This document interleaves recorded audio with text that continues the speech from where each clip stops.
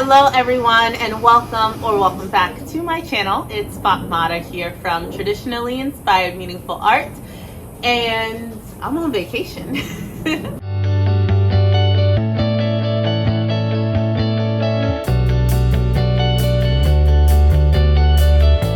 Hopefully you're excited to see what I made as I geared up for vacation, and I'm so excited to show you the 2 new makes, and then of course I'll share with you everything else that I took from my new-made wardrobe to bring with me on my girls trip. Prior to leaving for my trip, a couple of things that will be coming your way. I took my mom to G Street Fabric for the first time, and it was amazing. We had bought my mom a sewing machine maybe 2 years ago for either Mother's Day or her birthday, one of the two. And she just hasn't been able to use it yet, but I think we're on the verge of some new sewing, and hopefully we'll be able to collaborate and do some sewing together soon and get her all set up on her new machine.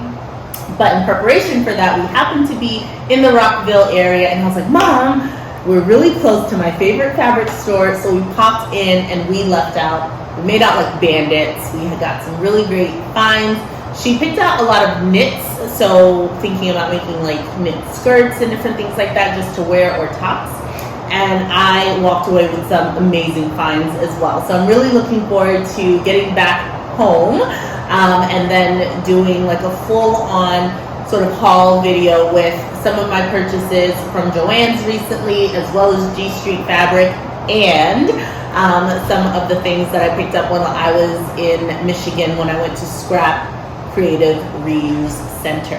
So I'm really excited to get those videos out to you shortly. But for right now, let's talk a little bit about what I was able to make in preparation for my trip. So the first thing was, we decided that we were going to do a photo shoot wearing a lot of browns and greens. And I remembered that I had picked up this amazing sort of chestnut, really warm brown crepe fabric from JOANN Fabrics a while ago. I think I've had it for maybe about a year and a half at least. I tried to make a pant and top sort of set with this back in 2020. So about 2 years maybe, so back in 2020, and it didn't really work out too well for me. I remember documenting the process over on Instagram, so this is before I had started the YouTube channel, and I had the remnants of this fabric. So I actually went ahead and utilized it. This is my adaptation to the Simplicity pattern 8834. So the same sort of hack that I had done when I used the gingham cotton voile to make that sort of wrap front top. I used the same hack there, added the 2 inches, created a center front seam, and added 2 inches on both sides so that I could do the fold over for the button front placket. I then used the collar from Mimi G's 9114, S9114. I used the collar from there, as well as the button placket guide from there as well. It has the same sleeves, of course, and the back and the shaping. All of this is from S8834. I really love the way that it turned out. I ended up using my Prim self-covered buttons that I have thrifted recently. So I finally made some self-covered buttons. I put 12 of them on this dress up and down the front. I think having this really, really rich color as well as the self-covered buttons really was a good choice. And I'm happy that I didn't try and just hack on like some other buttons here. I think that was really, really phenomenal. And I've just really enjoyed wearing it. I wore it for our photo shoot, but I can see myself getting a lot of wear out of this fabric. When I did my color analysis, I remember that there weren't a lot of browns in my palette, even though I love brown. I love the idea of wearing like camel colored and like warmer, rich brown tones, which I would consider this to be a warm, sort of rich brown tone. And I didn't see any of those colors in my palette. However, I think this works. I can kind of see how it sort of bleeds into my skin coloring, but I am going to wear this, and I'm very, very happy just with the construction and all of that.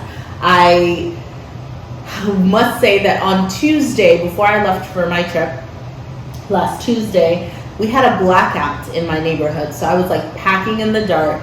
I had constructed the entire garment, but I had yet to sew on the actual buttons because I still needed to make them. Thankfully, I had done everything that I needed the sewing machine for because that blackout was still there when I left to go and catch my plane. So I was sewing on the buttons and making my final self-covered buttons by like candlelight and lamplight. So this is a true testament to just wanting to get things done, and I'm really thankful that I had sort of done all of the sewing that needed to be done on the sewing machine prior to that blackout happening. So I'm really proud of this bake and was thrilled that I got to bring it along with me for my trip.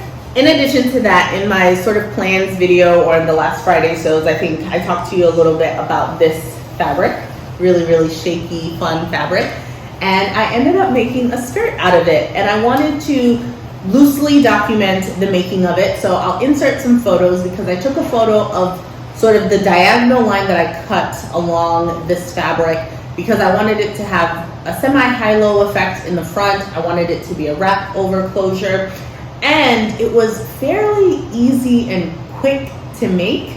I made it in a couple of hours after I had done most of the sewing for the brown dress that I just showed you. I went ahead and started working on this, and it is so like almost like a full-on rectangle, and the photos will kind of give you a better idea of what length this is because I won't be able to get it all in the frame. But what I did here was I put the elastic in the center, which is what lays on my back, so that it wasn't going to be gaping. And then I used hook and bar closures in strategic places throughout to actually get it to stay on. So that is how I get it to stay on. So I sort of take it, I wrap it around myself like so. I clip it to the inner hook and bar here, and then the front sort of wraps all the way over and then hooks to the other hook and bar on the other side. And that, my friends, is how I wear it. So in order to actually make it, because this fabric is sheer, like see-through, I actually made a knit skirt to wear under it. I had this brown sort of jersey rib knit from G Street Fabric. I picked it up a while ago in their dead stock section. I had maybe about a yard of it, so not a lot at all, but it was just enough to make a very simple, basic one seam skirt. So I seamed it up the back right there on my serger, and then went ahead and turned over the top, stitched that down, and put in elastic through that channel. So that is how I made this skirt. I wear it under my orange sort of embellished skirt, and I have some photos, so hopefully I have been showing those to you, or we'll insert them now. But I think it turned out really fun. It was just like a cool and interesting make, something that was quick and easy to do, and a use of this fabric that I otherwise would have, I don't know what I would have done with it. Because I didn't really have a lot of ideas on what to do. I purchased this fabric years ago at JOANN's. I remember it was like a clearance item fabric, and I was like, that looks fun, so I got it. When I was actually finishing up the orange skirt, so I had finished constructing everything before the blackout, thankfully, but there was a high-low situation in the front, which I wanted, but it sort of skimmed a bit higher than I expected, and I wanted to add some sort of dangling bits at the very bottom. So on the shorter sort of part of the skirt, I wanted to add some dangling bits to the bottom there for movement and also to lengthen it a little bit.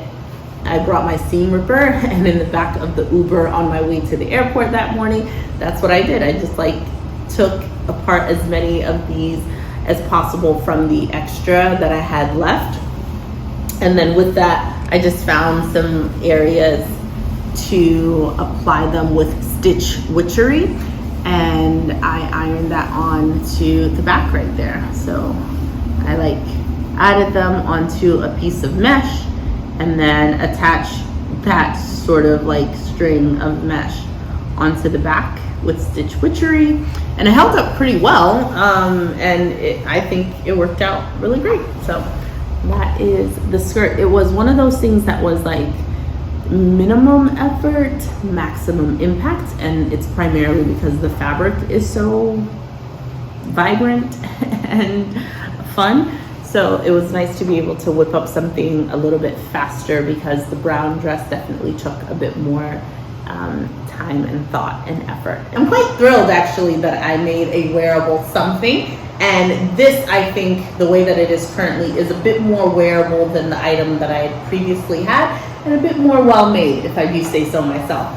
So I was really excited. I wore it 2 different ways throughout my trip. I had a daytime look, so I paired it with like the silk blue blouse that I thrifted on the Monday before my trip, and that was really nice to find, like a nice oversized blue silk top. So I layered it with that, and then for like a nighttime look, I also brought with me my awesome, this just screams like Miami Vice, so I knew I needed to have it on this trip, but I brought my silk tiger shirt, which you guys have seen me talk about. I've had a video where I talked about the making of this on the channel already, so I'll link that above in the cards. But it was really nice paired along with the skirt, because it brought out all of that orange there, and that was really exciting. More like a nice dinner out sort of nighttime look, which I really enjoyed.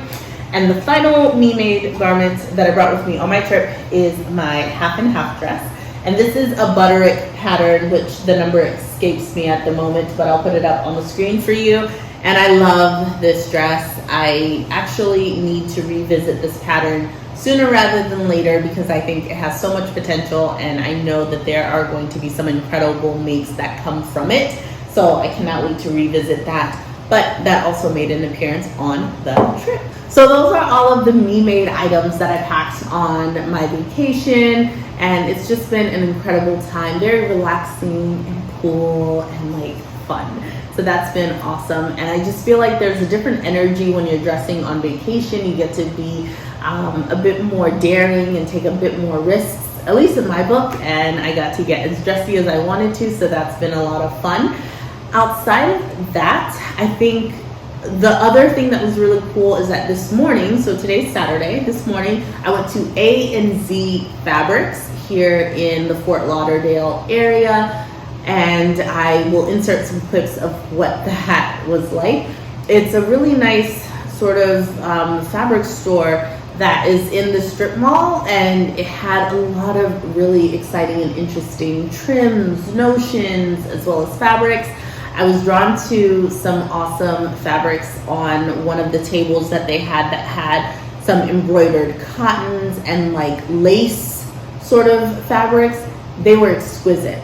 Above my price range at the moment, so I didn't walk away with any fabric, but it was really nice eye candy, and I got to walk around and kind of just take in all of that. A lot of the inspiration, or what kind of sparked my interest in running out to see a fabric store, besides always wanting to be in a fabric store when I can't actually be sewing, was that on this trip, I actually got to go and visit a Zimmermann store. It was such a treat. It was such a treat. If you are not new to this channel, then you've probably heard me talk about Zimmermann. She is an Australian fashion designer, and I just love just about everything that she creates. It's so feminine, and it is embellished to perfection. She uses trims and notions in the most unique way, but to be actually able to touch and experience and see some of the garments firsthand, you see the quality, the craftsmanship, and you actually see the handwork in each of the pieces. You know, the beading that's used throughout, the insertion of lace and the trims that are used, the fabric itself, the silks and the linen and the cotton voile.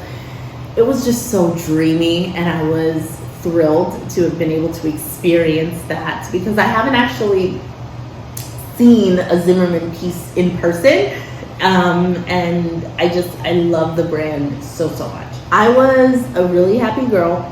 There were some pieces in there that were the cost was beyond me. Could I see why? Yes, because again, the craftsmanship is there. But I will continue to appreciate and admire the brand for sure. But it was such a great experience. We frolicked all throughout Miami, and I've just enjoyed being away and like having a really amazing time with some incredible ladies. So that's been awesome. We're wrapping up. I leave tomorrow, so I'm recording this while I'm still away. You will be seeing it once I'm already back and probably working. But let's just all sit in the moment and enjoy vacation mode. Just vacation mode. It's so good. When I go back, having seen some Zimmermann pieces, I am inspired to get back and start making some progress on the Zimmermann inspired Rider's Tiered Dress, which you have heard about ad nauseum at this point because I just keep talking about it, but we all know that it's a beauty. And I think I am well on my way to at least starting to create the base, the foundation of that dress. And then we'll talk about the embellishments and getting all the rickrack and all of that at a later date. But for right now, I'm really excited and was just, like awestruck and inspired by that showroom, and just feel like I don't need to just be making things just to make them anymore. If I can't make it a wow factor item, I don't really think I want it. So I do want to spend more time in my planning process thinking about what notions do I already have, what sort of embellishments do I already possess, and how can I include some of those within the makes that I want to work on, just so I take them up a notch. I'm trying to challenge myself moving forward for sure. Because there's just too much wondrous things to make out there, and I don't need any more boring items, So that's a really good sort of kick and pump, and I'm really excited to see what I come up with in the future. So while we were here, one of the awesome attractions that we went to go see is called the Floral Escape, and that is in Aventura Mall here in Miami. And it was exceptional. They have this large room with these various vignettes with these floral arrangements, and it was absolutely beautiful. I think they have 2 locations, one here, and I'll have to link it down below, more information about them so you can see where the other location is. But it was perfect for photos, and we capitalized on that. So I was able to bring a change of clothes. They have a little changing room in the back so you can kind of wear your various outfits. So I brought the orange skirt, I brought the half and half dress, and of course the brown wrap front collared dress.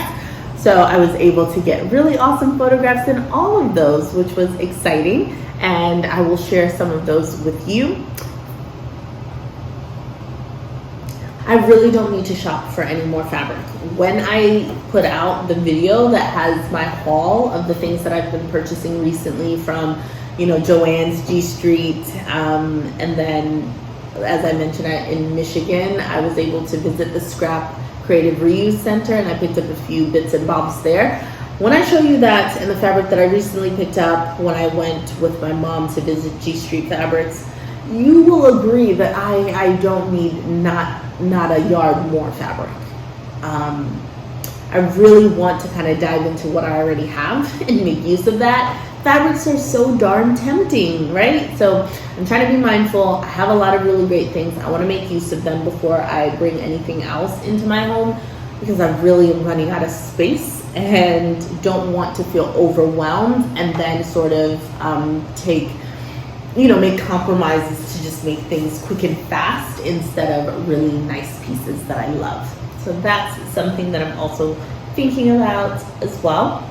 And I can't wait to share with you a little bit more once my mom picks up with sewing. I want to see how she gets on with it and what her thoughts are on the entire process. She has a sewing machine and not a serger, and will most likely be sewing at her place. So I'm tempted to sort of think about bringing my serger when she gets started, because she's picked up a lot of knits, and that might be helpful just for her to see if that's a necessity or something that she wants to incorporate too.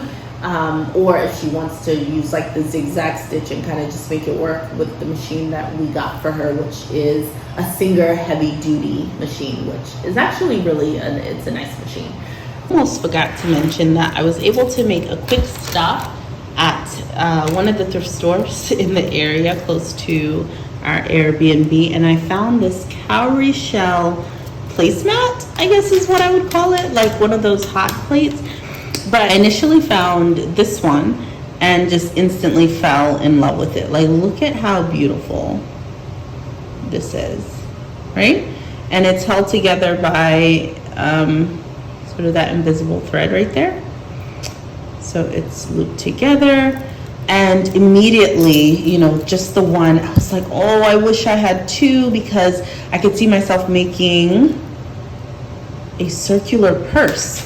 So I went ahead and bought the first one, and you know, I asked at the register, I said, what are the odds you think that there might be another one out there? And she said, well, you know, you could go and check. There is a bin in the back with returns and stuff, like things that are going back out on the floor, like you might want to check it.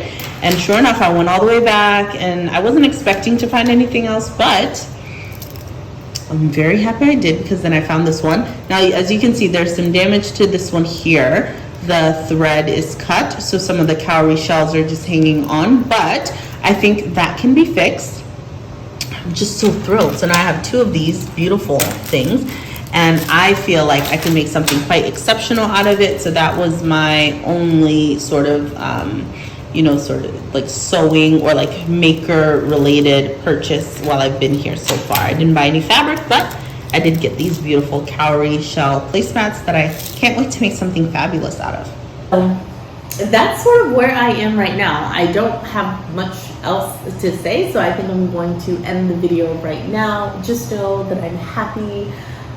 It's been an uplifting couple of days, really relaxing and calming, and by the time you're seeing this, I'm probably back into the swing of like everyday life and work.